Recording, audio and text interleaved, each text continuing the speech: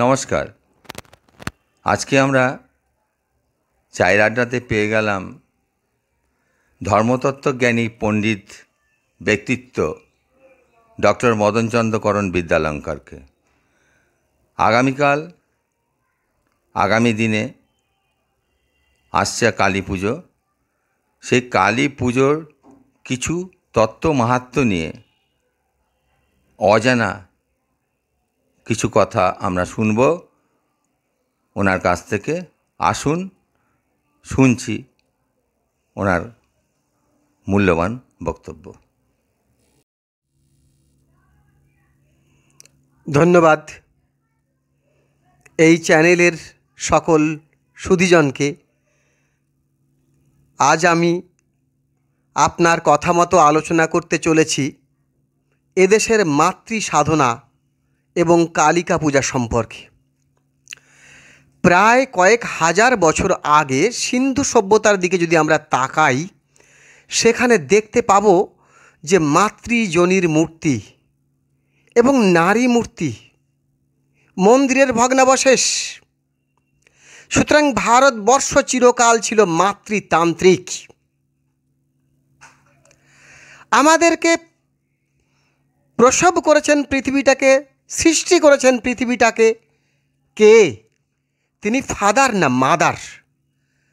শাক্ত কবি কুমুদরঞ্জন মল্লিক বললেন, পিতা সন্তানে খেতে দিতে পারে, ঘরে দিতে পারে ঠাঁই, টিপ কাজলেতে সাজাইতে পারে, হেন পিতা দেখি নাই। আমরা সনাতন হিন্দু ভাইয়েরা মাকে পিতার অনেক অনেক অনেক উপরে স্থান দিয়েছি। মাতা পিতা দুজনকে অত্যন্ত সম্মান দিয়েছি বটে, কিন্তু মায়ের স্থান অনেক অনেক অনেক বেশি।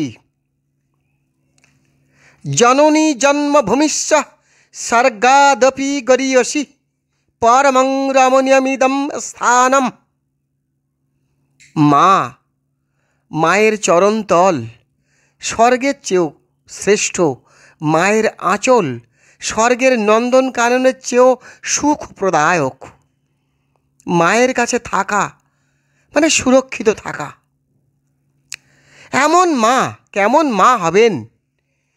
এই মাকে কল্পনা করতে করতে করতে আমাদের দেশের একেশ্বরবাদী চিন্তা গুলিয়ে ফেলল মায়ের মায়াবিনী জগতে।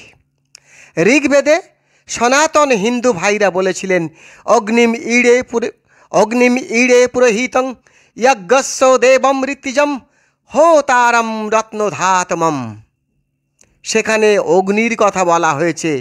তারপরে ঋগ্বেদে বলা হয়েছিল, একহম ব্রহ্ম দ্বৈত নাস্তি নাস্তি নাস্তি নাস্তি।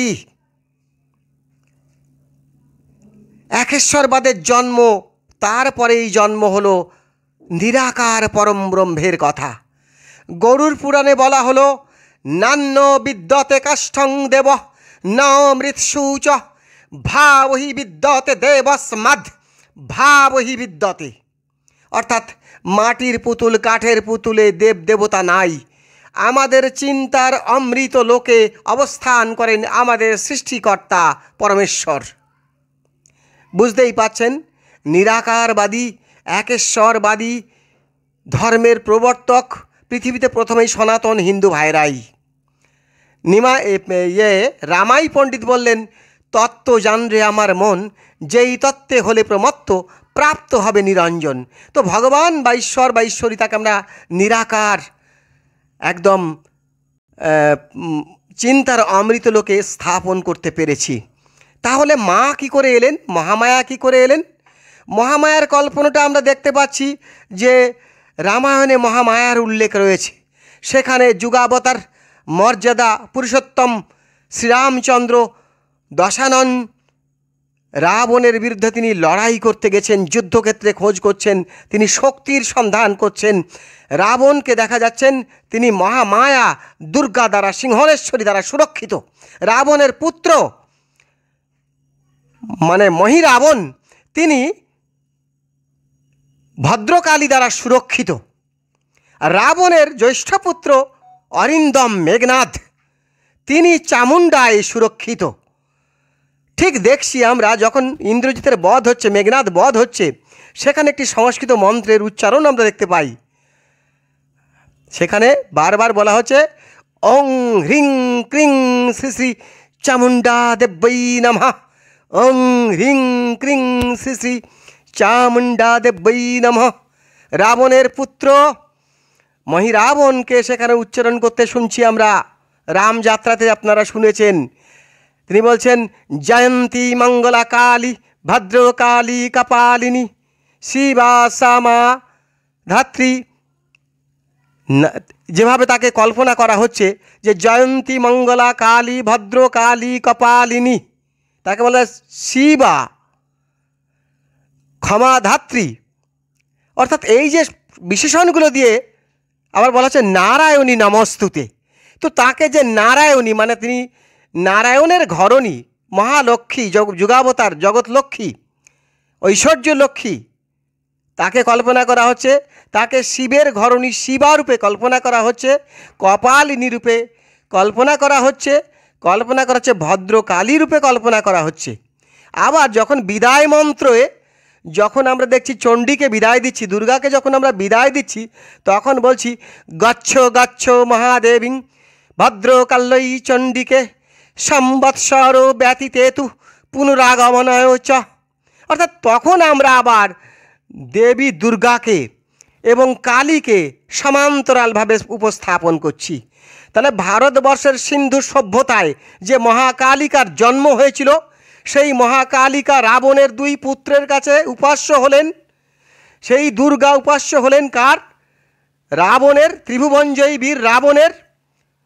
আবার তাকে অকাল বোধন করলেন স্বয়ং যুগাবতার বিষ্ণু শ্রীরামচন্দ্র, যেটাকে আমরা আশ্বিন মাসে পূজা করছি। যখন আমরা দেখতে চাইছি মহাভারতের পর্বে গিয়ে দেখছি বাংলার রাজা বাসুদেব, যাকে আমরা পৌণ্ড্র বাসুদেব রূপে চিহ্নিত করি, তিনি কৃষ্ণকে নিধন করার আশায় তিনি একটা মহান যজ্ঞ করলেন। দৈব অস্ত্র লাভের জন্য শিব এবং কালীর কাছ থেকে তিনি অস্ত্র লাভের চেষ্টা করছেন। কিছু অস্ত্র পেয়েছিলেন, কিন্তু তিনি জানতেন না যে স্বয়ং বিষ্ণু, মহাবিষ্ণু, দ্বারকানাথ শ্রীকৃষ্ণ, কৃষ্ণ বাসুদেব। এখানে মানে তারপরে কলিযুগে যখন চলে আসলো, ঠিক দ্বারকা যুগে তখন আমরা দক্ষ রাজার আবির্ভাবের কাহিনী শুনছি, যেটাকে সত্যযুগের কাহিনীতে আমরা রূপান্তরিত করে ফেলেছি পুরাণের গড়বড়িতে, গড়িমসিতে। তারপরে সতীর 51 পীঠ হয়ে গেল। আমরা কামরূপ কামাখ্যা ধাম পেলাম, আমরা পেলাম একটার পর একটা ধাম পাচ্ছি। কোথাও পাচ্ছি কর্ণাটকে পাচ্ছি, কোথাও যাচ্ছি সেই ত্রিবান্দ্রামে তাকে পাচ্ছি। আমরা সারা ভারতবর্ষে ছড়িয়ে ছিটিয়ে 51 পীঠ পাচ্ছি। তো 51 পীঠের মাঝখান থেকে আমরা এখন খুঁজবো আমাদের সেই মাতৃ সাধনা ঠিক কোন লেভেল পর্যন্ত পৌঁছেছে। আমরা দেখছি যে ব্রিটিশ ঔপনিবেশিক কালে আমাদের বাংলাতে প্রবাদ প্রতিম কয়েক